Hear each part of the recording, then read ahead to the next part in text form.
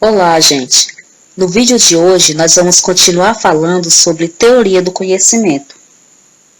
E hoje nós vamos falar sobre a filosofia de Kant, a priorismo kantiano, também chamado de criticismo kantiano, de filosofia transcendental. Nós vamos falar da superação do dilema empirismo e racionalismo. Nós vamos ver como Kant ele junta o empirismo e o racionalismo, que nós estudamos anteriormente. Ele faz isso na obra Crítica da Razão Pura, e lá ele coloca a razão num tribunal. Ele questiona o que a razão é capaz de conhecer. Então, o que realmente a razão ela consegue conhecer? Kant vai fazer a sua filosofia crítica a partir dessa pergunta. E para ele faz a síntese entre racionalismo e empirismo, e o conhecimento ele vai vir de duas fontes. Das impressões sensíveis, ou seja, tudo aquilo que nós recebemos pelos nossos sentidos. Por isso que aqui nós falamos de quê? Da experiência. Essa experiência, por isso o conhecimento, ele vai ser dito também como a posteriori, ou seja, ele acontece mediante a experiência, após a experiência. Por meio da experiência, nós elaboramos os juízos sintéticos, que são afirmações sobre as coisas que acrescentam algo. A bola é branca, a maçã é vermelha, ou seja, eu estou falando uma afirmação com base naquilo que eu observei na experiência. De outro lado, o conhecimento também vem da nossa capacidade da razão de conhecer. Aí o conhecimento já é o que? Baseado aqui na razão, aquilo que o racionalista dizia. E aí esse conhecimento que vem da razão é a priori, ou seja, ele é antes de qualquer experiência. Por isso que na razão nós vamos ter os chamados juízos analíticos. Eles não acrescentam nada àquilo que está sendo dito do objeto. Então, os juízos analíticos, eles não acrescentam nada de novo ao objeto. Ele faz parte do próprio conceito do objeto. Triângulo, 3 lados. Se eu tirar um lado, eu não tenho mais um triângulo. Então, o juízo analítico ele não acrescenta, ele só diz aquilo que já está no próprio objeto. Nesse sentido, ele é a priori. É solteiro. Se eu disser solteiro, não é casado. Então, o conceito não acrescenta nada de novo.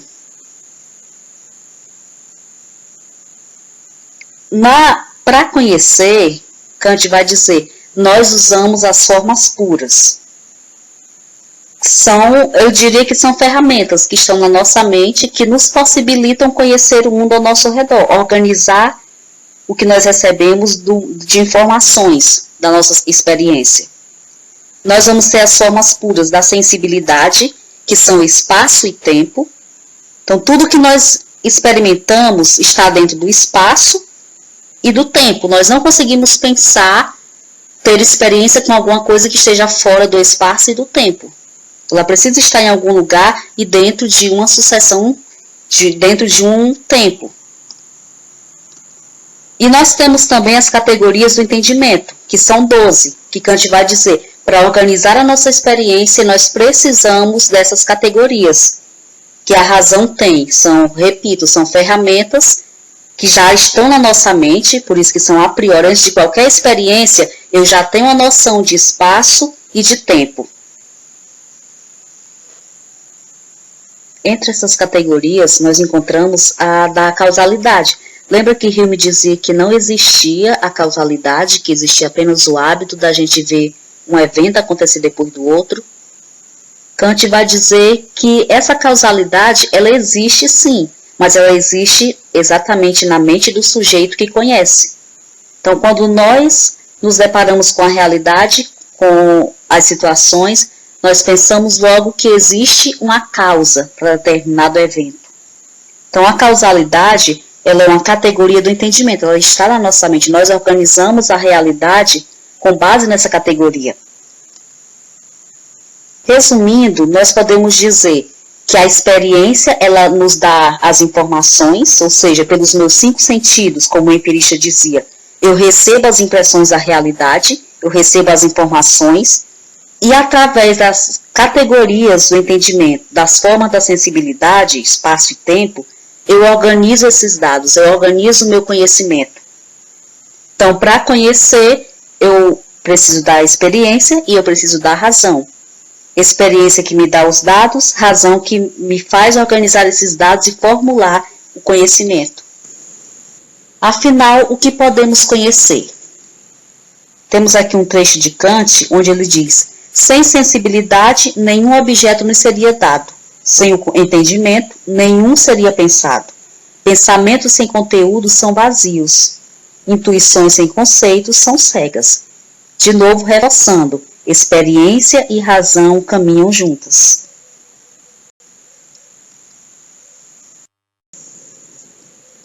Podemos conhecer os... O que a gente pode conhecer, segundo Kant? Nós conhecemos apenas os fenômenos, ou seja, aquilo que aparece para nós, que nós podemos perceber pelos nossos sentidos. As representações, ou como ele gosta de chamar, o ser para si.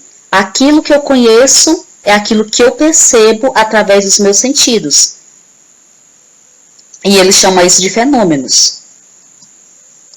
Agora, o números, eu não posso conhecer. O número seria o quê? A coisa em si. Eu conheço a maçã, como ela se mostra para mim. Tudo que eu posso dizer sobre a maçã é a partir da experiência que eu tive com ela, do sabor, da cor que eu vejo, do formato. Mas o que é a maçã, por ela mesma, eu não tenho como conhecer. Então, as coisas em si, a identidade delas, nelas mesmas, eu não tenho como conhecer. Eu conheço aquilo que eu percebo pelos sentidos e que a minha razão, usando a sensibilidade e as categorias do entendimento, organiza. Daí algumas ideias, como a ideia de Deus, de alma, de liberdade. Kant diz que nós não temos como falar sobre elas. Nós podemos até pensar, até discutir, mas nós não temos como conhecê-las. Por quê? Porque nós não temos como ter experiência com elas. Elas não chegam a nós, a nossa experiência. Então, nós não teríamos como conhecê-las.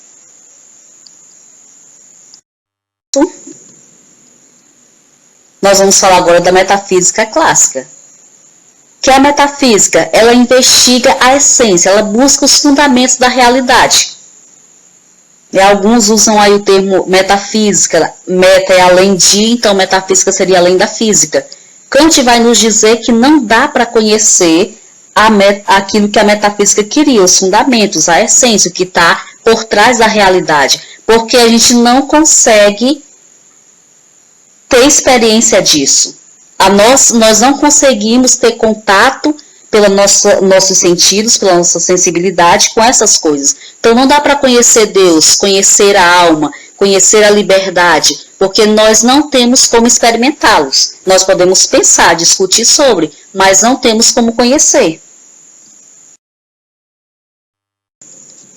O Kant também vai fazer na filosofia o que ficou conhecido como Revolução Copernicana, que é isso. Antes se dizia que o nosso conhecimento ele vinha do objeto.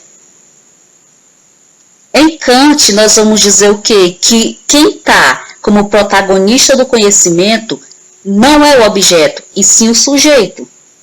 Ou seja, é o sujeito que, ao receber as características do objeto, pela experiência sensível, pelos seus sentidos, com as categorias da razão, que ele tem as formas do entendimento e da sensibilidade, as ferramentas que ele tem, que são a priori, que já estão na sua mente, ele organiza o que ele recebe pela experiência.